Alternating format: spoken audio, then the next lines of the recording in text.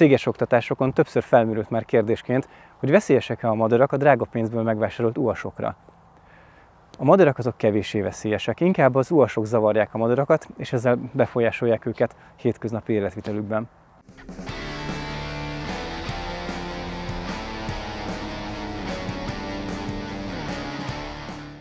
De fentről lefényképezni a drónulást, megzavarni a költőtelepeket, vagy egyéb hasonló tevékenységet végezni nem is etikus és tilos. Védett fajok esetén, és főleg védett területeken szakemberek végezhetnek felméréseket, és engedélyek mentén lehet tevékenykedni. Hogy hobbidrónosok eszközeire veszélyt jelentsenek a madarak, ez eléggé ritka, de nem elképzelhetetlen. Számos videót látunk az interneten, például amikor sirály ütközik drónnal, és olyat is, amikor szándékosan teszi ezt. De van egy faj, ami ennél sokkal nagyobb kockázatot jelent. Mikor a szirtigalambot háziasították, és ezzel megjelent a házigalamb, ez kivadult, és parlagi galambként jelent meg a természetben. A szirtigalamboknak valamiért szokásává vált megközelíteni a drónokat.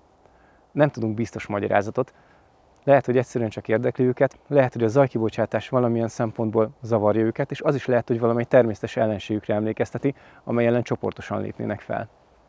De az esetek nagy százalékában ez előfordul, hogyha észlelik a drónt, akkor vagy el akarják zavarni, vagy bosszút akarnak rajta állni, nem ismerik az indítékaikat, minden esetre okoztak már balesetet. Ilyenkor nem is ritka, hogy neki is mennek a drónnak egyes egyedek. És most is ez történt. Egy kiviteli tervhez készítettem ortofotó alapanyagokat, és közben megtámadtak a galambok. Felmerül a kérdés, hogy miért csinálják. Lehet, hogy azért, mert az uas ad ki olyan hangot, ami zavarja őket.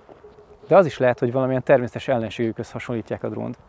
Vagy csak nem tudják mi az, és féltik tőle a csapatot. És altruista módon inkább neki mennek, hogy ezzel elriasszák. Fecskéknél láttunk ilyet. Egy vörösvércse elkapott egy fecskét, a többiek megpróbálták megmenteni. Neki is repültek. Érdemes megjegyezni, hogy ez valós veszély. Egy tévétársaság mátrixal le is zuhant emiatt pár évvel ezelőtt.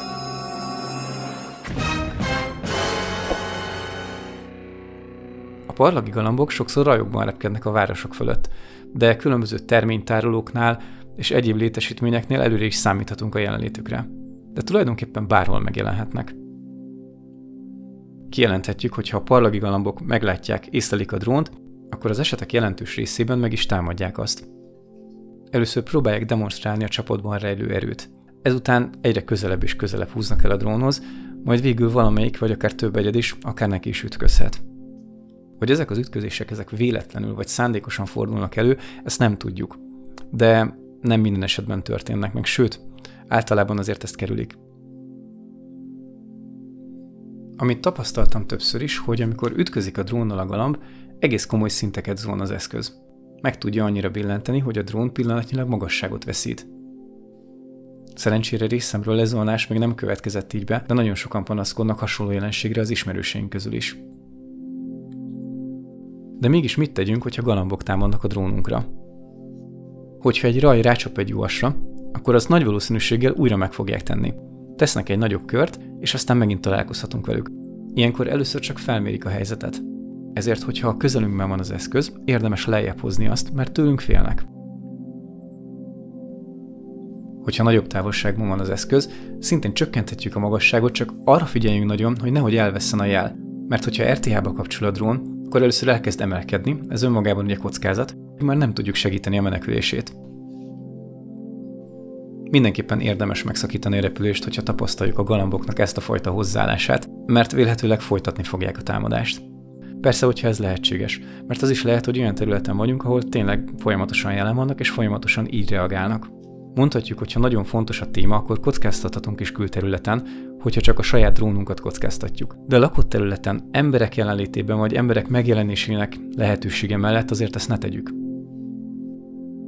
Tehát támadás esetén érdemes úgy visszahozni a drónt, hogy a magasságot visszaúton is többször korrigáljuk.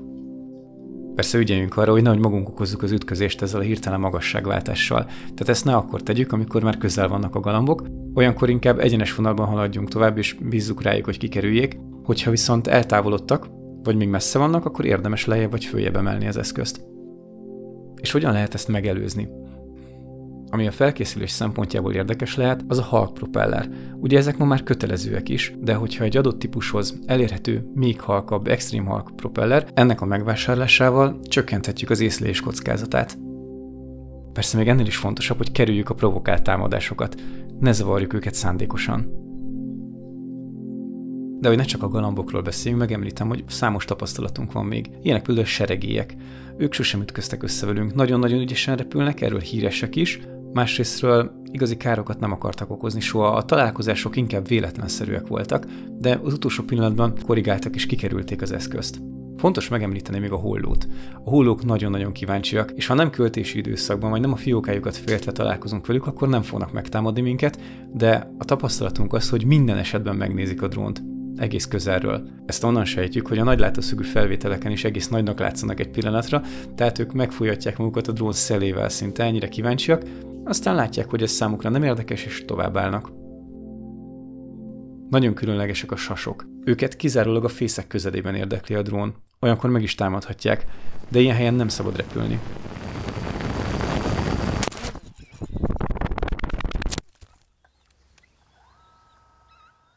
Mivel ilyen helyen nem repülünk soha, ezért minket még sohasem támadott meg sas. Legutóbb 6 réti sas jelent meg, mikor már egy művelet közepén voltunk, és ott köröztek a drón körül, és semmilyen problémát nem okoztak, nem érdekelte őket, megtámadni sem akarták, de nem is féltek tőle. Semmiképpen ne közelítsék meg őket szándékosan. Zavarni a védett állatokat tilos és etikátlan. Fogjuk föl ezt úgy, hogy a sasok sem jönnek be a lakásunkba. Mi se bántsuk őket az életterükön.